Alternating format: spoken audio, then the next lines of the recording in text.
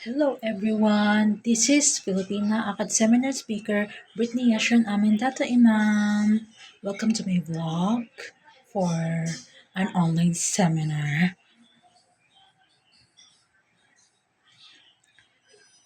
Ang real definition ng deserve ko to mindset is hindi naman yung deserve mo ng item na to, deserve mo ng bag ng Micaela, deserve mo ng pagkain na to, nang hindi mo pinag-ipunan. Ang real definition ng deserve ko to mindset is deserve mo yung bagay na yun. Kumbaga, nire-rewardan mo yung sarili mo. But at the same time, pinag-iipunan mo yung nire-reward mo sa sarili mo. Hindi yung bumili ka ng bagong cellphone kasi uso tong cellphone na to, Infinix uso. Tapos, yung pambayad mo ng Meralco, sakto sa pinambayad mo ng cellphone. May pambayad ka pa ng tubig, di na malulubog ka nun sa utang. 'Di ba? Kung kasi tayo nagbi-build tayo ng positive buying envelope strategy, ang ibig sabihin nun, yung may reward fund ka, meron kang saving para lang nakatabil sa sa mga ire-reward mo sa sarili mo. Hindi siya sa necessities, no? Kasi syempre sa per month, meron tayong bayarin ng renta ng dorm, o di kaya ng Meralco, ng tubig, o di kaya may pinapainom ka ng gatas ng anak mo kung wala ka naman pinapainom ng gatas, supply ng pang-inom ng gatas. Kung wala ka naman ganun, clothings mo para sa sarili mo, new clothings per month, di ba? Ang daming gastusin. So, napakaganda na meron kang reward fund savings, no? Dapat may tinatabi ka na pinag-iipunan mo. 'Di ba? Napakagandang mindset ng meron kang positive buying envelope strategy. That's what I meant na may tinatabi kang reward fund na tingnan mo, 6 months, 8 times mo sa 4, 4 times 6, 'di ba? 24,000. Yung 4,000 per month, within 6 months, kunyari from January, nag-start ka mag-ipon, may pinapangarap kang cellphone. Within February, March, April, June, May, February, March, April, May, June, July. Nung January, nakita mo siya, nung within July, nakakollect ka na ng 24,000 pesos galing sa reward fund mo.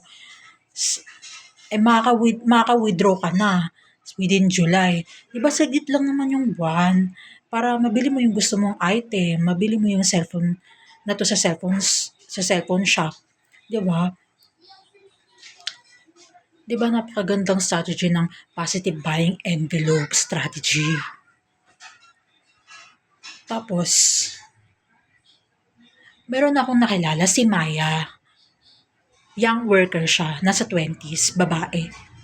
Alam nyo, totoo pala talaga na it is uncomfortable not seeing immediate results, but every small deeds adds up. Totoo pala yun na yung small deeds pala talaga, ang laki palang benefit nun sa community mo, no? Kasi tingnan mo, napakabait niya.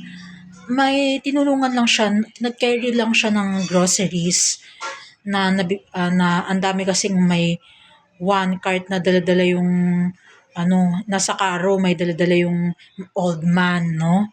Nasa senior citizen na siya. Tapos, tapos may bit-bit pa siyang groceries o vegetables. Tapos tumulong na siya dun sa pag binitbit niya yung karo. Tumulong yung dalaga na si Maya.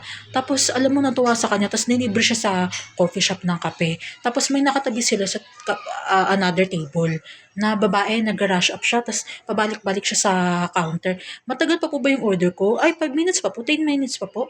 Ay, hala kasi malilate na po ako sa work. Pero kasalanan ko naman po na ano siya sa sarili niya, na-disappoint siya. Tapos umiiyak siya. Tapos nilapitan siya ng dalawa na magkaibigan na naging mag-close. Tapos, nung nalapitan, nung nagka-share sila ng stories, sa kaka-chit-chat nila, nakaisip ng idea yung matanda na dahil tinulungan siya ni Maya daw. Dahil tinulungan mo ko Maya, napaisip ako na how if mag-build kaya ako ng planting advocacy, community planting. community planting. Tapos naka-invite siya ng 25. Pang 26 yung matanda, tapos sumali yung dalawa. Hindi sumali yung dalawa, sorry. Naka-invite siya ng 25 poor people para sa community planting. Ang nangyari, di nakausad-usad sila, yung sakto-sakto lang sa ng construction worker na sahod. Hindi na nila kailangan pabili ng ulam kasi umaga, tanghali, hapon, gabi, pang snack na rin nila. Doon na sila kumuha. Within few months lang, nagkaroon na ng mga gulay-gulay yung mga tinanim nila na maliliit pa. Ayun, nagtyaga-tyaga lang sila. Within few months, nakaraos sa poverty yung 25 members na yun na naisali sa community planting project nung matandang lalaki. 'Di ba?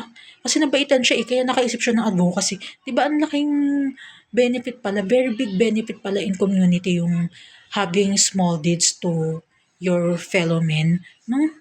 Tingnan mo kung gaano kalaki yung nabago niyang buhay. Anong laking change ang nabago niya sa community, ang na-change niya sa community. Dahil lang, nagbuhat siya ng grocery ng matanda.